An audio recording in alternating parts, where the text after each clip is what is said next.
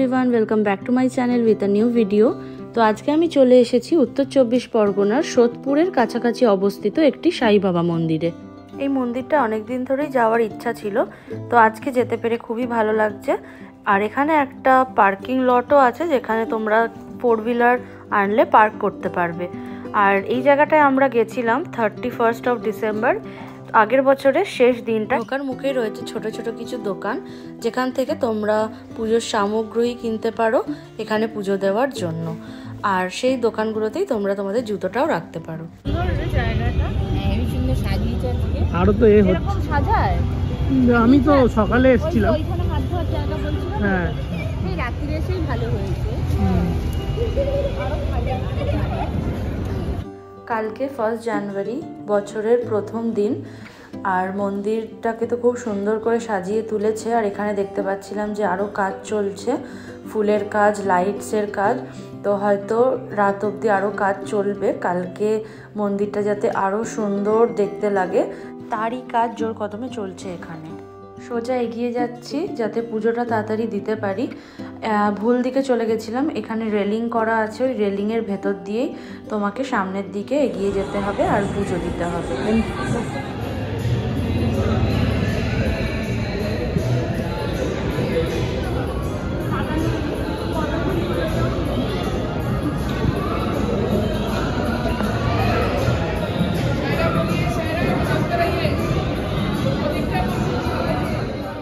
ঠাকুর দর্শন করার প্রথমেই যেটা চোখে পড়লো সেটা ঠাকুরের একটা পদদানি এখানে করা আছে, যেখানে তুমি ফুল মালা দিতে পারো আর আশীর্বাদ নিতে পারো। আর এখান থেকেও কিন্তু পুজো হয়ে যাওয়ার পরে ফুল আর প্রসাদ তোমাকে দিয়ে দেবে। পুজো দেওয়া সম্পূর্ণ হয়ে যাওয়ার পরে বাইরেটা এসে আমরা আবার একটু ভালো করে দেখে নিচ্ছিলাম। আর বলে রাখি, এখানে রোজই খোলা থাকে, মানে 7 days in a week মন্দিরটা খোলা থাকে। এছাড়া এখানের যে টাইম আছে সকালে 6টা থেকে দুপুর 12:30 অবধি, আর সন্ধেবেলায় দুপুর 3টে থেকে রাত 9টা অবধি খোলা থাকে। তার মধ্যে আরতির সময়ও আছে। এই সাই বাবা মন্দিরটাতে টোটাল 4 বার আরতি হয়ে থাকে। প্রথম আরতি হয় সকাল 6টায়, দুপুরের আরতি হয় 12টায়, সন্ধে আরতি হয় 5:30টায়, আর রাত্রিবেলার শেষ আরতিটা হয় 8:30টার সময়।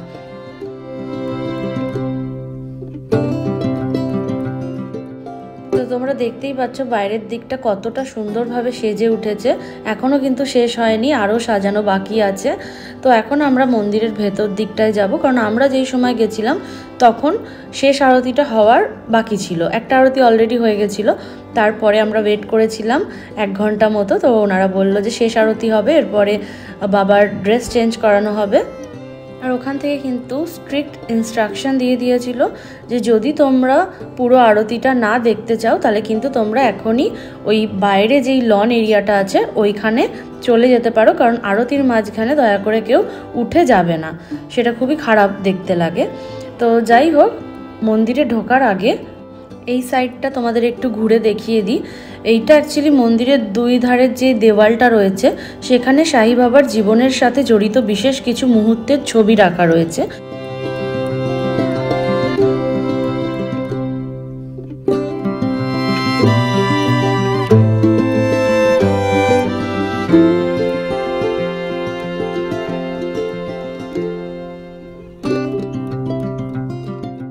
সন্ধ্যা আরতিটা কমপ্লিট হয়ে গেছে, আর এত ভালো লাগলো শুনে, আমি মানে এত মুগ্ধ হয়ে গেছিলাম যে ভিডিও করার কথাই মাথা থেকে বেরিয়ে গেছিলো। আর এখন কিন্তু বাবাকে ড্রেস চেঞ্জ করিয়ে দিয়েছে।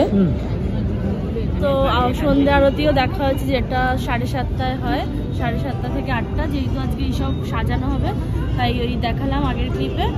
ওই ড্রেস চেঞ্জ করানো হয়েছে, তারপরে আজকে নাকি রাতের আরতিটা হবে না। হ্যাঁ, এগুলো দেখা সাজানো হবে ওই জন্য। আর পরের আরতিটা না হয়েছে, হাফ আরতি হয়েছে, হাফ আরতিটা ঘুমানোটা শোয়ানোটা হবে না।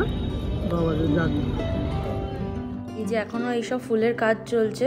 তো বাবা যে সিংহাসনটায় বসে সেই জায়গাটাও ফুল দিয়ে পুরো সাজানো হবে, তাই জন্য মানে লাস্ট যেই শোয়ানোর আরতি সেটা হয়নি।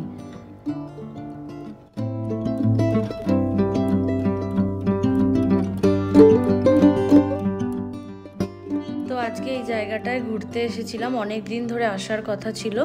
তো যাই হোক ফাইনালি এটা কমপ্লিট হয়ে গেল। পরে আবার আসার ইচ্ছা আছে, বাড়ি থেকে যেহেতু অনেকটা দূরে সব সময় চাইলেও আসা হবে না। তো এখন ফুচকা খেয়ে দিনটা শেষ করছি। আর ডিনার এখান থেকে কিছু করব না, একবারে নিয়ে যাব, কারণ ব্যারাকপুরের কাছাকাছি এসছি।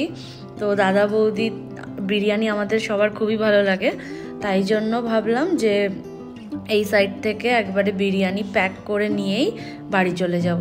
তাই এখন ওইদিকে যাচ্ছি, ব্যারাকপুরের ওইদিকে।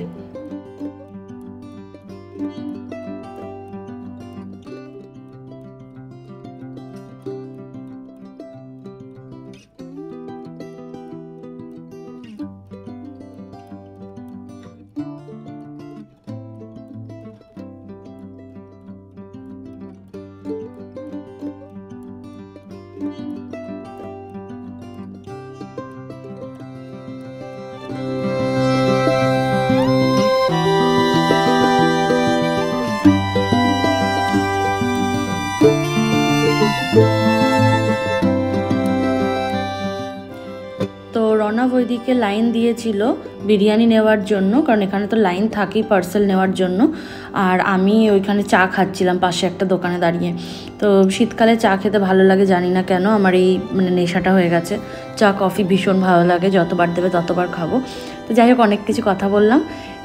বিরিয়ানি চলে এসছে, আমরা বাড়িতেও চলে এসেছি, এবার খেয়ে নেব বিরিয়ানি। তো এই ভিডিওটা এখানেই শেষ করছি। আশা করছি তোমাদের ভিডিওটা ভালো লেগেছে। যদি ভালো লেগে থাকে একটা লাইক করে দিও, আর পাশে থাকা বেল আইকনটি ক্লিক করে দিও। চ্যানেলটায় নতুন হলে চ্যানেলটি সাবস্ক্রাইব করে নিও। তো চলো টাটা, দেখা হচ্ছে পরের কোনো একটা ভিডিওতে।